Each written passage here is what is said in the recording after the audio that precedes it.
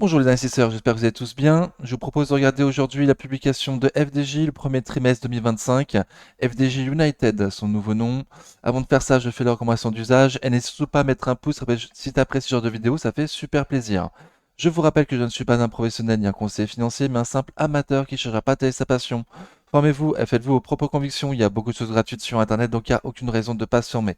Vous êtes seul responsable de vos investissements, du choix des positions, donc des plus-values et des moins-values qui vont avec. Ok, donc la publication des résultats, elle est là. On va aller voir comme d'habitude l'après-marché, ce que ça donne sur zone bourse. Donc on a pré-marché, on a pré-clôture, on a moins 0,10. Ok, donc ça bouge pas en après-clôture. On n'avait pas, j'ai pas d'attente pour le premier trimestre 2025 sur zone bourse, donc on ne pourra pas comparer par rapport à ce qui était attendu par le consensus. A priori, la publication est sortie il y a maintenant presque une heure. Il est 19h30 quand je fais cette vidéo et le prix de l'action est stable. Ok. Donc, communiqué de presse de FDJ. Chiffre d'affaires de 925 millions d'euros au premier trimestre, en hausse de 30% compte tenu de l'intégration de Kindred et en baisse de 1% à périmètre comparable. Ah, baisse de 1% à périmètre comparable, ça c'est pas cool, c'est pas ce que t'as attendu. Moi je m'attendais à acheter une entreprise de croissance, défensive de croissance. Donc là, pas de croissance chiffre d'affaires a priori en périmètre comparable. Le chiffre d'affaires, donc ça on l'a déjà lu. On va aller voir le tableau direct, ce sera mieux peut-être. Donc le tableau, voici, donc le T1 2025, donc la publication du mois, elle est là. Le T1 2025, la publication de l'année dernière, 2024, pardon, la publication de l'année dernière, elle est là. Et T1 2024 avec Kindred inclus, comme si ils avaient acheté Kindred depuis le 1er janvier, pour pouvoir comparer des choses comparables. Ok, donc la variation pourcentage entre le premier trimestre 2025, ce qu'on vient de publier, et le T1 2024 de FDJ plus Kindred. Donc on a plus 3,6% sur leur premier secteur, le loterie et paris sportifs en réseau France. Donc très bien, plus 3,6% sur leur premier secteur en France, très très bien. Les paris et jeux en ligne, leur deuxième secteur fait moins 9,8%. Ah, donc ça c'est pas bien du tout par contre, c'est pas cool. En plus c'est surtout Kindred du coup. Et là c'est en forte baisse. Donc on verra un peu plus bas pourquoi, hein, c'est à cause de la nouvelle réglementation aux Pays-Bas notamment. Loterie internationale, moins 21,8%. Euh, pareil, là, ouais, moins 21,8% pour leur troisième secteur. Donc c'est un petit secteur, mais quand même, ça fait beaucoup de moins, quoi. Donc c'est pas cool. On lira un peu plus tard pourquoi, je me souviens plus. Paiement et services plus 0,6%. Bon, c'est un tout petit secteur et c'est pratiquement flat. Ok, au total, on est à moins 1,4% du chiffre d'affaires entre le T1 2024 et T1 2025. Donc pas cool, moins 1,4%. On va se lire ce qui était marqué au début. Bonne dynamique de la BU Loterie. Alors il précise pas, mais j'imagine que BU c'est Business Unit. Donc je vais pas le dire à chaque fois, hein. Donc la Business Unit Loterie et Paris Sportif en réseau France. Donc leur premier secteur. Chiffre d'affaires en hausse de 4% à 640 millions d'euros. Ok, et sur la base de mise en progression de plus 6%, ça par contre je ne comprends pas. En point de vente, le chiffre d'affaires s'établit à 561 millions d'euros, en progression de 2%. Ok. Et en ligne, le chiffre d'affaires de la loterie est en forte hausse, porté par l'augmentation du nombre de joueurs, plus 14% à 79 millions d'euros, soit 15% du chiffre d'affaires des jeux de loterie. Ok, donc fait en France en ligne. Très bien. Chiffre d'affaires de la BU Paris et Jeux en ligne de 231 millions d'euros, en baisse de 10% à change constant. Solide progression du nombre de joueurs actifs de la BU Paris et Jeux en ligne au premier trimestre 2025, de plus de 5% par rapport au quatrième 2024 et de près de 10% par rapport au premier trimestre 2024. Donc très bien, ils ont plus de joueurs qu'avant, 5% de plus qu'au dernier trimestre, donc très bien. Cependant, compte tenu du durcissement de la mise en œuvre de la régulation aux Pays-Bas et au Royaume-Uni, et de la forte augmentation de la fiscalité aux Pays-Bas, déjà annoncé par le groupe, le chiffre d'affaires de la BU baisse. Donc on verra un peu plus tard, hein, les Pays-Bas, et je ne sais pas pour le Royaume-Uni, mais les Pays-Bas c'est sûr, ils ont limité l'argent que chaque citoyen peut déposer sur un compte de paris en ligne. Donc Voilà, donc les gros joueurs qui mettaient des très grosses sommes chaque mois, là, ils peuvent plus. Ils sont bloqués. Il y a un niveau maximum sur lequel ils peuvent mettre chaque mois et c'est tout. Donc c'est dû à ça la grosse baisse de chiffre d'affaires, on le lira un peu plus bas. En excluant les Pays-Bas et le Royaume-Uni, le chiffre d'affaires ressortirait en progression de 8% grâce à la bonne performance enregistrée sur les autres marchés, dont la France. Ok, dans un monde idéal, un monde fictif, dans lequel ils ont pas acheté Kindred, il serait en hausse de 8%. Voilà, je trouve ça complètement... Voilà. Bon, pour moi, ça a aucun sens de dire ça, mais bon, ok. Donc Boulogne, le 15 avril 2025 à 18h30. FDJ, leader des jeux d'argent et de hasard en Europe, communique son chiffre d'affaires du premier trimestre 2025. Pour Stéphane Palaise, présidente directrice générale de FDJ United, la performance de FDJ United au premier trimestre s'inscrit dans la trajectoire prévue pour 2025.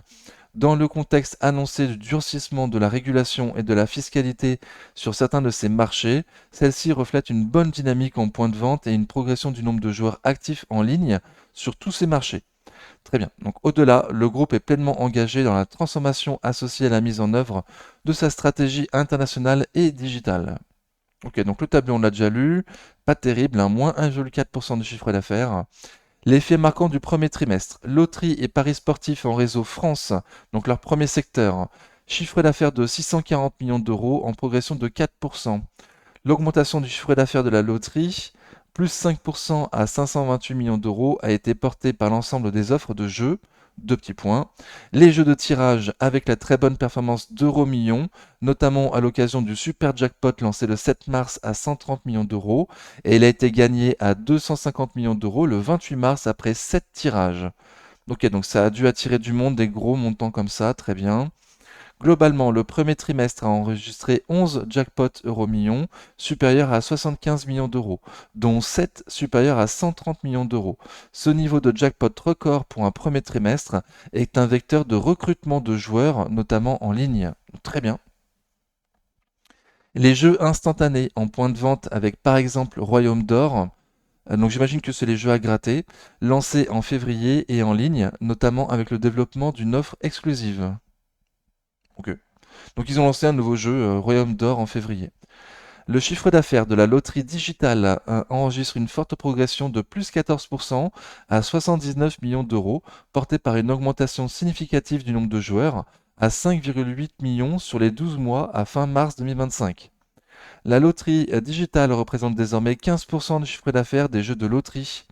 Donc là, elle était toujours en France, hein. Réseau France, oui. Les paris sportifs en points de vente ont enregistré une bonne dynamique.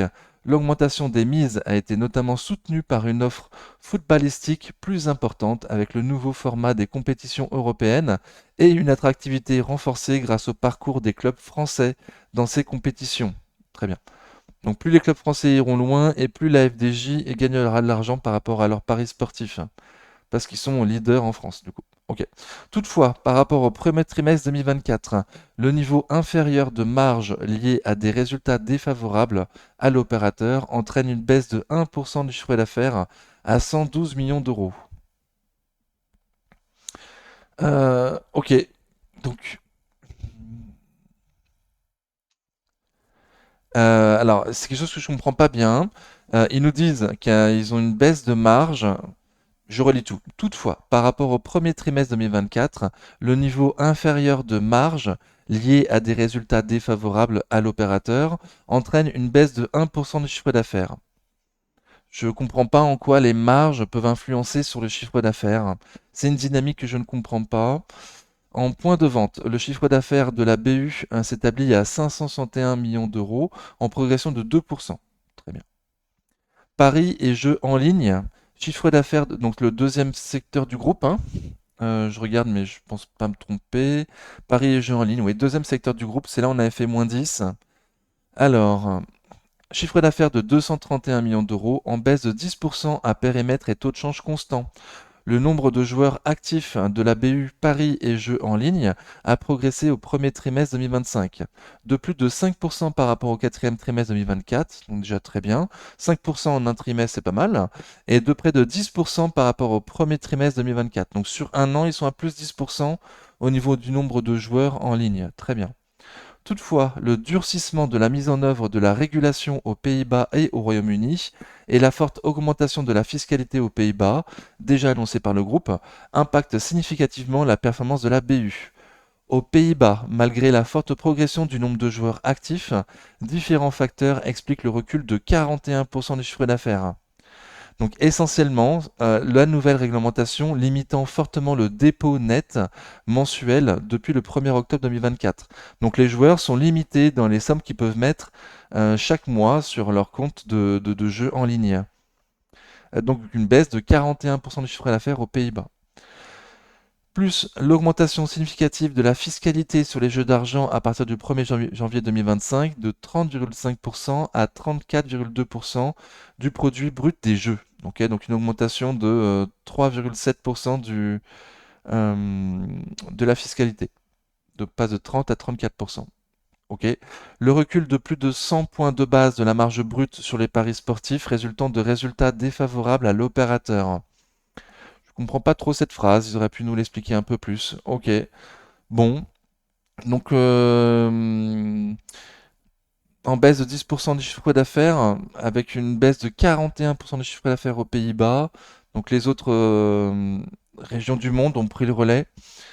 Donc, parallèlement à l'instauration de ces mesures qui obèrent significativement l'activité et la profitabilité des opérateurs agréés, le taux de canalisation, c'est-à-dire la part des opérateurs agréés du marché des jeux d'argent, a fortement baissé et ressort dorénavant inférieur à 50%.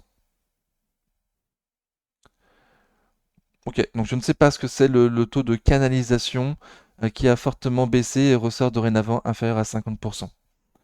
Au Royaume-Uni, la baisse du chiffre d'affaires de 27% reflète une base de comparaison particulièrement élevée et la mise en œuvre de mesures régulatoires courant 2024. Et ce, malgré l'augmentation du nombre de joueurs actifs. Ok, donc ils auraient pu nous dire pourquoi l'année dernière il y avait une base de comparaison particulièrement élevée. Est-ce que les clubs anglais s'en sortaient mieux l'année dernière qu'ils s'en sont sortis cette année, par exemple?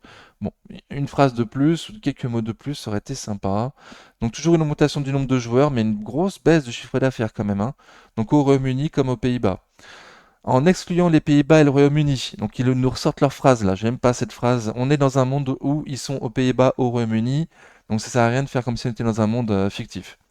Par ailleurs, le groupe poursuit le déploiement de ses plateformes propriétaires avec au premier trimestre 2025, en France, la finalisation de la séparation des comptes joueurs loterie et activités en concurrence. Ok, donc je pensais qu'ils allaient nous parler de déploiement de plateformes propriétaires, mais là ils nous parlent de la nouvelle réglementation en France qui oblige la FDJ, enfin, en tout cas quand ils ont acheté Kindred, ils ont eu l'obligation de bien séparer les différents jeux, les différentes plateformes, pour éviter qu'un joueur français qui joue de temps en temps à l'euro million puisse jouer trop facilement à des paris sportifs et tomber dedans, quoi. Donc c'est une nouvelle réglementation qui est arrivée en France. Et pour ce qui est du déploiement de ces plateformes propriétaires au premier trimestre, en Angleterre, début mars, la migration réussie de 32 raids. Donc il ne le précise pas, mais 32 raids, en fait, c'est un site internet de jeux. 32 raids best online, voilà. Donc, de nouveau, ils auraient pu le préciser, hein, 32raids.com. Bon, très bien. Ça avance. Au niveau du nombre de joueurs, ils recrutent. Par contre, au niveau du chiffre d'affaires, les nouvelles réglementations font que ça baisse fortement. Ok. Autre activité, le chiffre d'affaires de la BU Loterie Internationale s'élève à 38 millions d'euros. Son recul de 22% est principalement attribuable à la première loterie Irlande du fait d'éléments non récurrents, en particulier un nombre exceptionnel de grands gagnants loto. Ok, donc le chiffre d'affaires de la loterie à Londres, en Irlande, pardon, baisse parce qu'ils ont eu un nombre exceptionnel de grands gagnants loto. Le chiffre d'affaires qui baisse. Il y a une logique que je ne comprends pas. Ok. Le chiffre d'affaires de la BU Paiement et Services, le tout petit secteur, à 16 millions d'euros, il bouge pas. Légère hausse à plus 1%. Bon. L'Assemblée générale se tiendra le jeudi 22 mai à 14h30. On pourra le voir sur Internet également en direct. Le groupe proposera un dividende à 2,05 €. Normalement, on était déjà au courant, hein. Le prix n'a pas bougé. Et le détachement du dividende se fera le 27 mai. Il faudra avoir son action le 26 mai pour pouvoir avoir ce dividende. Il y aura un Capital Market Day de FDJ le 24 juin 2025 et publiera ses résultats du premier semestre le 30 juillet 2025. Ok. Il est temps de passer au graphique du coup. FDJ de long terme se donne ça. Donc facile à lire. Il y a un gros niveau de support. Là, on est en plein dedans d'ailleurs. Sur les 28, 20, 30,50 €. On a publié, pardon, clôturé mardi 15 avril, le jour où je fais cette vidéo, à 30,50 €. C'est parfait. J'estime un PER juste comme étant un PER de 18 sur FDJ et je vise pour cette année un petit de prix pour mon action à FDJ à 37 euros. Ok. 18, ça peut être un peu beaucoup. Peut-être qu'il va falloir que je le revoie à la baisse. En tout cas, la publication, bon, pas terrible. Ça bouge toujours pas dans l'après-marché d'ailleurs. On a moins 0,2. Bon, donc non, ça bouge pas trop. Ce que je dis moi dans mes vidéos régulièrement sur FDJ, c'est que aujourd'hui on a un gros support, très bien, on latéralise après une énorme chute. Lorsqu'on a eu l'info sur les nouvelles réglementations aux Pays-Bas, tout ça, euh, on a vraiment pris conscience à quel point ça allait peser le 6 mars. Depuis, ça a fortement baissé. Là, on latéralise dans la grosse zone de support des 28,50, 28, 20, 30,50 €. Ça tient bien, surtout parce que le dividende n'a pas encore été distribué. Moi, j'ai très peur qu'après les détachements de dividendes, on puisse revoir une zone des 27 euros. Alors, 26,50 les plus bas atteints lors du lundi de panique, le lundi 7 avril. Moi, je vise après détachement du dividende 27, 24, 22. Voilà, donc des niveaux de support intéressants. Je me doute que FDJ sera beaucoup moins forte après le détachement de son dividende. La publication n'est pas terrible. Je sens que toute l'année, ils vont nous dire que la base de comparaison était compliquée, hein, forcément, parce que cette année, il y a des règles qu'il n'y avait pas l'année dernière, donc forcément, ça aura un impact tout au long de l'année. A priori, au vu de l'après-marché, vu sur zone bourse qui était stable, c'était ce qui est attendu par les investisseurs. Donc je m'attends pas à de gros mouvements à la hausse comme à la baisse à court terme. C'est que mon point de vue. Peut-être s'il y a un peu de spécu, mais je crois pas trop, on pourrait aller tester la résistance plus haut des 32,28, 33 euros. Bon, ça serait assez surprenant quand même. Je m'attends plutôt à une latéralisation et par contre, après détachement du dividende, potentiellement 27, 24, 22, les 26,50 le plus bas atteint lors du lundi de panique, le lundi 7 avril. Donc à voir ce que ça va donner FDJ. Euh, alors, j'avais dit que peut-être qu'il faudra que je revoie à la baisse mon PER juste comme étant un PER de 18. On va juste revoir du coup les PER historiques sur FDJ. Ok, donc on a eu la publication il y a un mois, et là on a le premier trimestre. On a un PER de 14,8 par rapport au bénéfice par action attendu en 2025 sur FDJ. Historiquement, on a un PER à 34 en 2019, 33 en 2020, 25 en 2021, 23 en 2022, 15 en 2023, 17 en 2024, et là on a une estimation à 14,8. Donc j'ai pris 18 surtout parce qu'il n'y avait pas trop d'historique en fait sur FDJ, hein, c'est coté seulement depuis 2019. Ça a toujours été un peu cher depuis sa cotation. Moi, je voulais quand même voir moins, hein. Il y a 25-30, je vise 18. Pour une société normalement, il y a une belle croissance attendue, hein. On va voir ça ensemble. Il a attendu une décroissance cette année de 10% suite aux nouvelles réglementations, mais l'année prochaine, une croissance de 9% attendue. J'ai pas d'autres attentes pour l'instant. Normalement, FDJ est attendu comme une société de croissance défensive, sur un secteur défensif, des jeux d'argent, qui normalement pâtit moins de la crise, même si c'est pas nécessaire pour vivre de jouer aux jeux d'argent. Généralement, quand on a perdu son boulot et qu'il reste 20 euros sur le compte, on peut être amené à se dire, bon, bah, je mets tout au loto, on verra si ma vie change totalement. Sinon, je suis pas à 20 euros près. Bref, les jeux d'argent sont assez résilients en période de récession, de stress pour la nation. Bref, on a des ROE à 35%, on a des ROA au-dessus des 7,5 visés sur la chaîne, on a des marges nettes au-dessus des 10%, comme attendu sur les sociétés européennes au-dessus de 10%.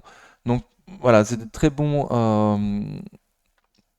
ratios financiers, très beaux ratios financiers, qui se payent aujourd'hui 15 fois les bénéfices attendus pour cette année. Historiquement, ça se paye toujours plus cher, mais il n'y a pas beaucoup d'historique. Donc pour l'instant, je reste avec mon PER juste comme étant un PER de 18. Je sens que ça peut être mis à débat. Donc n'hésitez pas à mettre en commentaire, hein, vous, quel PER juste vous estimez sur FDJ. Ça m'intéresse beaucoup. Voilà, sachant que moi, sur mes graphiques, j'affiche également 20% de marge de sécurité. Je calcule le prix juste et ensuite je calcule une marge de sécurité de 20% parce que on peut toujours se tromper, parce que il y a certaines sociétés, on veut bien peut-être l'acheter à un prix juste. Mais la plupart du temps, la plupart des sociétés, on veut bien l'acheter surtout avec une décote. Donc c'est pour ça que j'affiche 20% de marge de sécurité par rapport au prix que j'estime juste pour cette année. Donc pour cette année, un prix juste à 37 euros de l'action et mes 20% de marge de sécurité par rapport à ces 37 euros sont sous les 29,60 euros. J'en parle tous les dimanches en vidéo des sociétés qui sont sous mes 20% de marge de sécurité. Voilà, donc FDJ a été retiré dimanche dernier parce qu'elle est passée au-dessus des 29,60 euros. Tant qu'on était en dessous des 29,60 euros, j'en parlais dans ma vidéo du dimanche en disant que pour moi, c'est un prix intéressant à surveiller ou un début de ligne, à chacun de voir, en sachant, en rappelant, ce sera mon dernier mot, que je m'attends à une baisse de FDJ après le détachement de dividendes. Toute l'année, il y aura une base de comparaison difficile. 27, 24, 22, les prochains niveaux à venir potentiellement sur FDJ. Merci beaucoup d'avoir regardé la vidéo jusqu'au bout. J'espère que ça vous a convenu. N'oubliez pas les pouces avant de partir. Et en attendant la prochaine vidéo, prenez soin de vous. Ciao.